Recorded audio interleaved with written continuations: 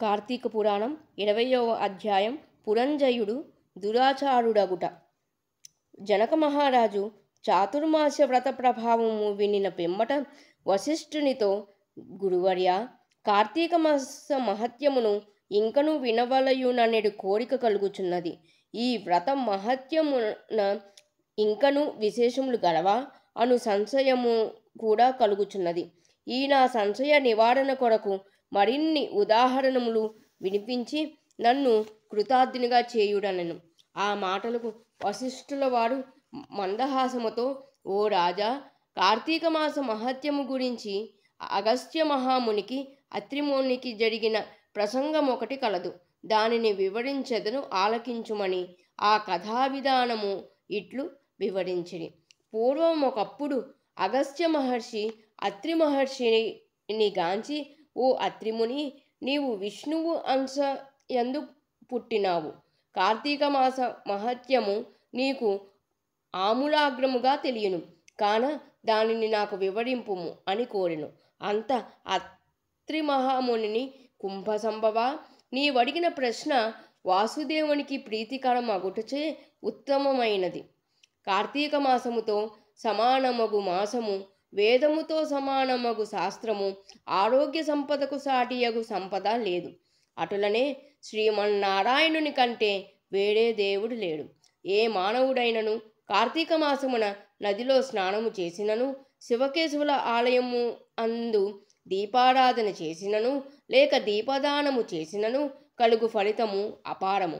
ఇందుకొక ఇతిహాసము కలదు, వినుము. త్రేతాయుగమున పురంజయుడను సూర్యవంశపు రాజు అయోధ్యానగరమును రాజధానిగా చేసుకుని రాజ్యమేలుచుండెను. అతడు సమస్త శాస్త్రములు చదివి పట్టాభిషిక్తుడై న్యాయముగా రాజ్యపాలన చేసెను. ప్రజలకెట్టి ఆపదలు రాకుండా పాలించుచుండెను.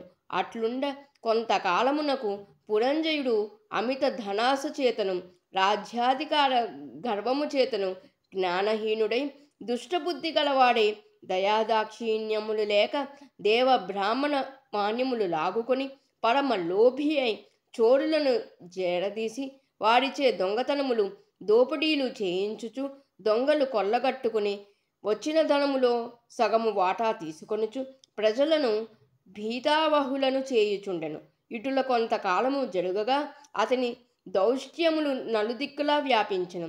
ఈ వార్త కాంబోజ, టెంకన, కొంకణ, కళింగాది రాజుల చెవులబడినది. వాడు తమలో తాము ఆలోచించుకుని కాంబోజరాజుని నాయకునిగా చేసుకుని రథ, గజ, తురగ, పదాతి సైన్య బలాన్వితులై రహస్య మార్గము వెంట వచ్చి అయోధ్యానగరమును ముట్టడించి నలువైపులా శిబిరములు నిర్మించి నగరమును దిగ్బంధము చేసి యుద్ధమునకు సిద్ధపడిరి. అయోధ్యానగరమును ముట్టడించిన సంగతి చారుల వలన తెలుసుకొని పురంజయుడు తాను కూడా సర్వసన్నుద్ధుడై ఉండెను.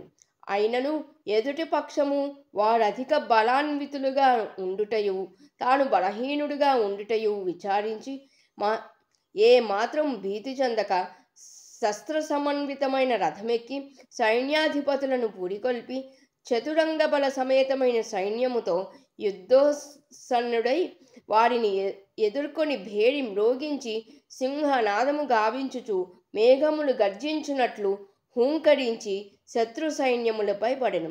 వింశాధ్యాయము 20వ రోజు పారాయణము సమాప్తము.